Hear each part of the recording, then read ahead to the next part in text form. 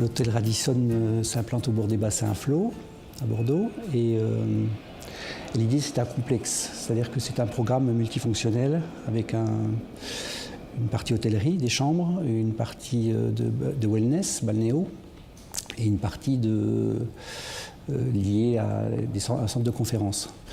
Donc c'est une entité complexe, et cette entité complexe, on l'a regroupée dans un volume assez simple, assez sobre, qui est une mégastructure en charpente métallique, qui est un petit peu à l'image des mégastructures existantes au bassin à flot. L'idée, c'est justement d'envisager une imbrication vraie, forte de ces trois entités. Il y a un parking aussi qui est au centre du dispositif. Ce parking, on l'a, conformément au souhait de Nicolas Michelin, qui a aménagé la zone, on l'a complètement intégré à l'intérieur de l'établissement. On ne voit aucune voiture quand on arrive dans le bâtiment. Et donc, on a créé une grande rue centrale qui permet d'offrir un lien entre la voie, l'avenue Lucien Faure et le bassin à flot. Cette grande rue dessert des grandes circulations verticales qui distribuent les différentes entités du programme.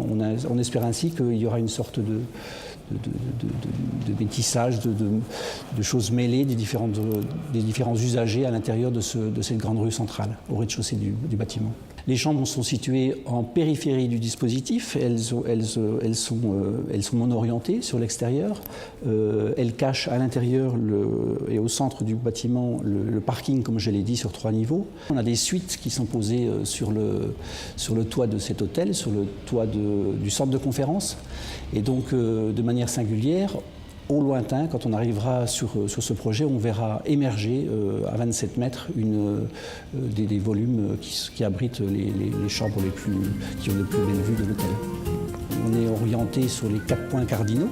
Voilà, donc on a la possibilité d'avoir des vues sur la ville, des vues sur le bassin, des vues sur le grand paysage au lointain, sur les coteaux, des vues sur la nouvelle cité du vin. Le centre de conférence, il est implanté à 18 mètres de haut, et donc on offre une vue au lointain sans problème, avec à l'inverse aucune vue directe sur les différents usagers. Pour ce qui est des chambres, de la même manière, elles sont situées en périphérie du bâtiment, et donc elles ont des vues assez généreuses sur l'extérieur. Elles sont, protégées pour celles qui sont les plus basses par une résille qui fait office de brise-soleil et de mouchard à biais. L'idée de l'image du bâtiment, c'est pour rentrer en résonance avec le contexte immédiat et environnant. Voilà. C'est une charpente métallique avec une résille à brise-soleil. C'est quelque chose qui permet de préserver l'intimité et qui offre à l'inverse une identité assez singulière dans le lieu. Le métal, c'est quelque chose qui rentre en résonance avec les grues, avec les choses préexistantes au bassin à flot.